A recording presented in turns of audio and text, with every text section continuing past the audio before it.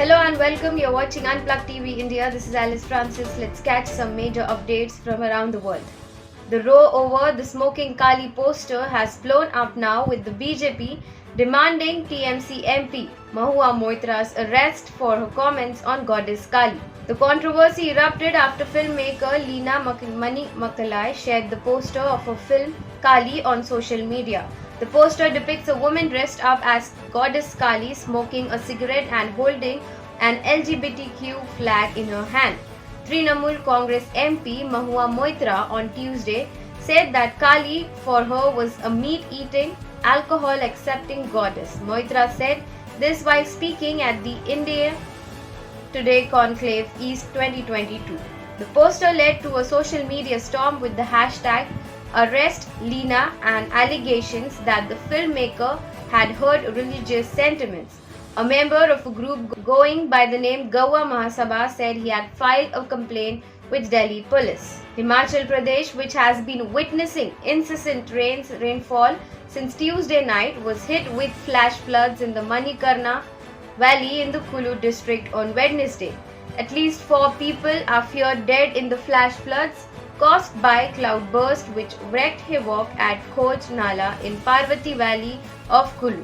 Dozens of homes and camping sites were damaged in the village and at least 5 cattle were washed away in the flash floods. In Kulu, 30 workers stuck at the site of a power project following heavy rain and flooding were rescued. As per reports, the bridge was also partially damaged after the cloudburst in the village. Punjab Chief Minister Bhagwant Mann is going to tie the knot on Thursday. His wedding will be an intimate ceremony and is going to take place in Chandigarh on July 7. Bhagwant Mann is going to marry Dr. Gurpreet Kaur. Delhi Chief Minister and Aam Aadmi Party convener Arvind Kejriwal will attend the wedding ceremony of Mann. Also, the Punjab Cabinet on Wednesday approved the decision to provide 300 units of free electricity to every household in the state. Directorate General of Civil Aviation has issued a show-cause notice to budget carrier SpiceJet after the airline reported 8 malfunction incidents in last 18 days. It said that SpiceJet has failed to establish the safe, efficient and reliable air services. The accountable manager has been called upon to show cause within 3 weeks of receipt of the notice. In a recent one, SpiceJet's China-bound cargo plane returned to Kolkata on Tuesday as pilots realized after takeoff that its weather radar wasn't working. It was the third incident of the technical malfunction on a SpiceJet aircraft in 24 hours. Earlier on Tuesday, a Delhi-Dubai flight made an emergency landing in Karachi over a malfunctioning fuel indicator and a Kandla, while a Kandla-Mumbai flight suffered a windshield crack. Arvind Kejriwal on Wednesday said that a 30-day Delhi shopping festival will be organized from January 28 to February 26 in 2023. Heavy discounts will be offered, entire Delhi will be decorated, exhibitions will also be organized. He said, "I accept that in a New Year's we will make it the biggest shopping festival in the world."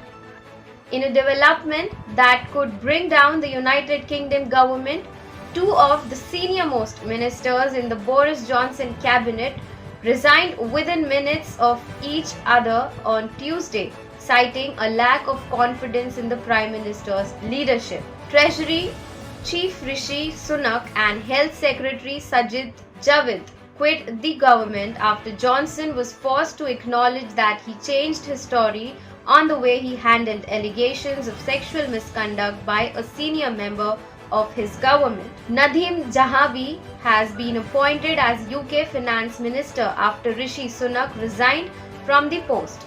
Sunak said that his approach to running the economy was fundamentally too different from PM Boris Johnson. Meanwhile, Steve Barclay has been appointed as Health Secretary after the resignation of Sajid Javid, who said he had lost confidence in Johnson's ability to govern in national interest. The man accused of opening fire with a rifle from a rooftop onto a crowd of people watching a July 4th parade near Chicago was charged on Tuesday with 7 counts of first-degree murder. At least 3 people were reportedly dead after gunshots were fired at 10 people at a block party in Gary, Indiana. It was the third such incident of shooting in the United States on the occasion of July 4 Independence Day.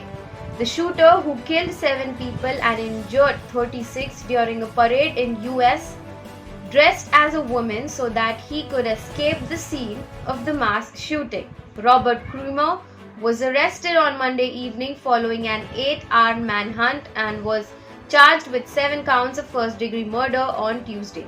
He was carrying an AR-15 style rifle. China has started permitting international flights after a 2-year ban due to the COVID-19 pandemic, but there is no word yet on the resumption of air services to India even after Beijing lifted a visa ban for Indian professionals and their families last month.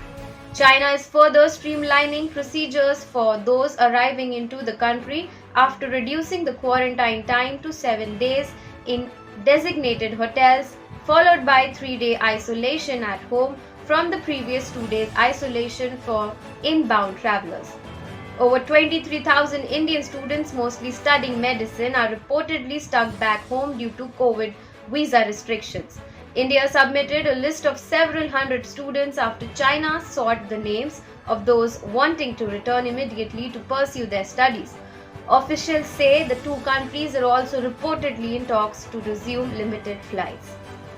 China has permitted limited flight services to several countries in the neighborhood, including Sri Lanka, Pakistan, and Nepal.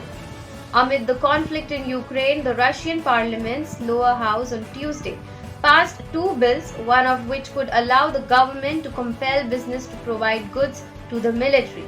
The second bill would authorize the government to regulate working hours in such companies. Workers could be compelled to work at night, on weekends, and without annual leave. Sri Lanka will present a debt restructuring program to the International Monetary Fund by August to secure a bailout package. Prime Minister Ranil Wickremesinghe told Parliament on Tuesday, but acknowledged that the negotiation with the global lender were more difficult and complicated than in the past as the country is now bankrupt. Sri Lanka is facing the worst economic crisis since its independence from Britain in 1948 and needs to be obtained at least $4 billion to tide over the acute shortage in foreign exchange reserves. An International Monetary Fund team visited Colombo on June 20 to continue discussions on an economic program that could be supported by an IMF leading arrangement. Thank you for watching Unplugged TV India. To get the latest update, please stay tuned on the channel.